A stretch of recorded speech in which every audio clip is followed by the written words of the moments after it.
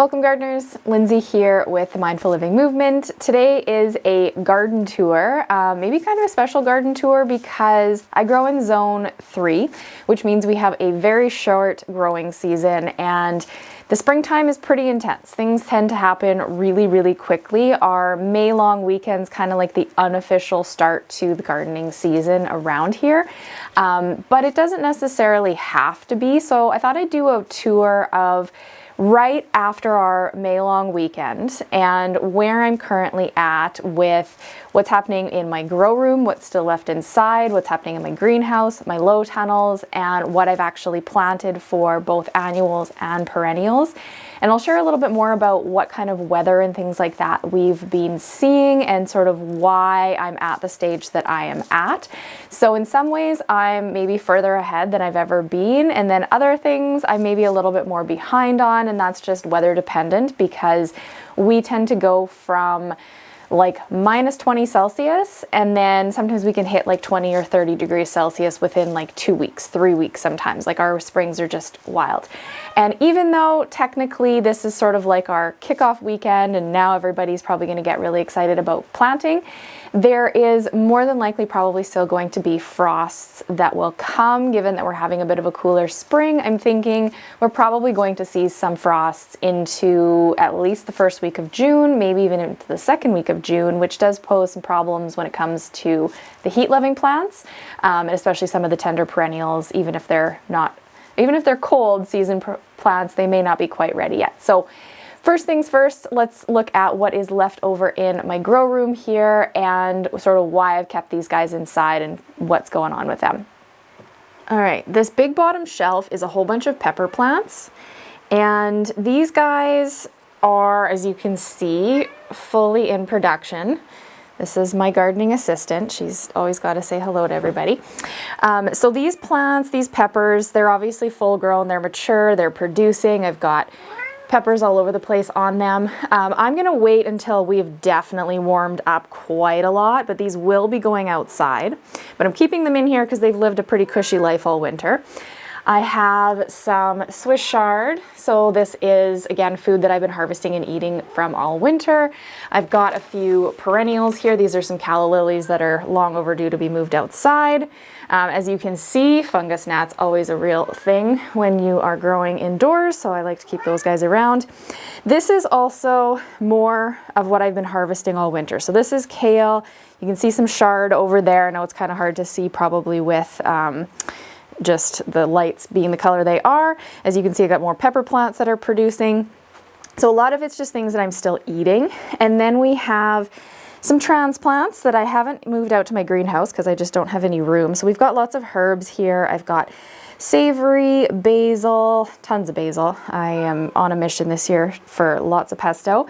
And then this tray here is a bunch of bok choy and also some spinach plants. These are in soil blocks and they are long overdue for getting outside. I just have not had the time, so those are going to be going out pretty quick here because they are cold tolerant. Up top, we have an obscene amount of corn. I don't actually know where I'm going to put all these guys.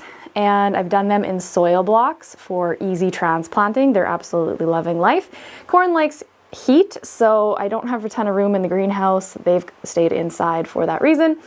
And then this big monster here is obviously not going to be moved outside. This is a couple of indeterminate cherry tomato plants, and I've just been harvesting from them all winter. They're full of fruit pretty much all the time. And I will be taking some cuttings probably from this and moving it outside as well, but that one is definitely, obviously, not going to be moving because I don't even know where to start with that whole mess. All right, so this is my little pop-up greenhouse that I have, and you can see that it is filled right to the brim with plants, and I haven't actually opened it up yet for the day today. Today is going to be beautiful, and I'm going to actually have to probably pull all of these plants out of here and just lay them all over the ground in the sun because this little thing's going to get way too hot. I think we're expecting about 22 degrees Celsius today. This little, you can see inside here, this little white thermometer, this is telling me at the moment, just before I came out here, it's about 12 12 degrees inside, but the sun is just starting to hit it. So you got to be really, really careful with these things. As soon as the sun starts to hit this temperature just absolutely skyrockets. So even though the top shelf is filled with tomatoes, I think that's probably going to be a little bit too hot even for them. Plus I'm trying to get them a little bit accustomed to the outside world.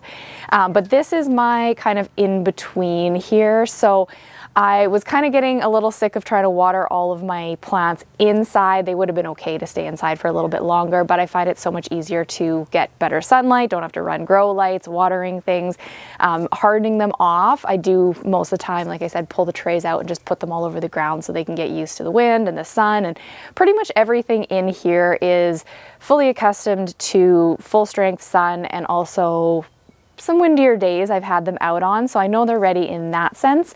It's mostly just the cool nighttime temperatures I'm still trying to give them a little bit of protection from. I do have a giant oversized infrared heater in the bottom of this thing that I can just set the temperature to hold if we get really, really cold nights.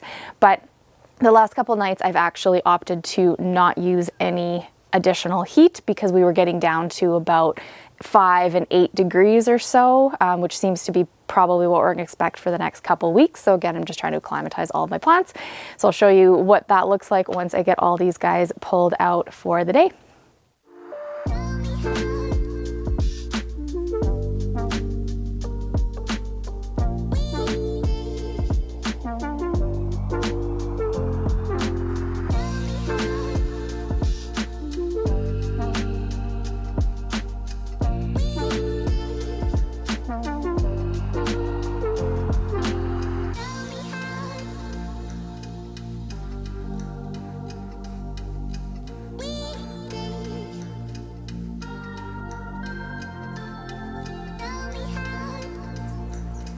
So you can see that there actually is a ton of plants that can fit into this little thing. I've left a couple of really tall tomato plants in there because they're kind of unruly and hard to get out. I need some help with those. So I've got here a whole bunch that really do need to get into the ground, but I think it's going to be just a little bit yet before I can do that. So that is everybody that is in my little greenhouse. I could squeeze probably a couple more trays in there, but I'm opting to just keep life easy and keep them indoors. All right, so these are calendula. Even though they do look like weeds, I am letting them do their thing. And then you can see these are radish. So I've got a whole bunch of radish that are starting to come up. There is also a good helping of weeds in here that I kind of need to get on. But you can see all of these radish, and they do germinate much slower when you have really cold temperatures. So you have to be patient. You have to really be on top of your watering if you're sticking seeds straight outside in sort of colder soils. But it does work out quite well. Got just a big empty space here that I am waiting to plant some other stuff in. You can see my onions. So those guys are off on their way. The carrots here, this is a few rows of carrots that have just started to show themselves. Carrots are kind of fussier when it comes to colder temperatures and takes a really long time. So they're just showing up after about 3 weeks. We have a whole bunch of romaine lettuce, head lettuce along the back, a bunch of beets that I transplanted from soil blocks, more onions, and then my garlic have actually just started to show themselves, which is pretty cool. These guys planted in the fall. And then I have some thyme here, which came back, and I really didn't expect it to come back. And then I was hoping, but this sage looks like it is definitely done and needs to be yanked. So it did not come back after the winter. That's okay. This is my first low tunnel. You can see it's made with poly. Got some sticks trying to keep it all together. I have lots of thoughts on it. I'm going to make that into a whole video because, well, there's many different ways you can make these things. And this one is, I don't know, okay, but not great. All right, so low tunnel number 2. You might even be able to see why I like this one better, but I'll let you deduce that for another video. So I've got some peas here. Now I direct sowed these peas and they have not done well. I just never quite get peas to germinate happily when the temperatures are really cold. So I will be going back to my regular method of starting peas, which I'll share in another video. Here are a whole bunch of kale plants. These were all from soil blocks I transplanted outside. These are broccoli here that I transplanted outside. We've got some Swiss chard. The chard I actually kind of let it get a bit too leggy inside before I got to putting them out here, so they're kind of looking a little odd, but they do usually come around. Spinach, I did manage to get my spinach in the ground as early as I possibly could given our very late cold spring, so I'm optimistic that I'm going to get at least maybe 1 or 2 good harvests. It looks like I got my first one ready to go here before they get fussy about heat and bolt on me. Big empty space waiting for things to be planted. And then these guys I started only about 10 days ago, and they're at about the beginning. So we've got turnip that are just starting to show themselves, a bunch of peas along the back here that I'm also not super optimistic, and I think I might start over again.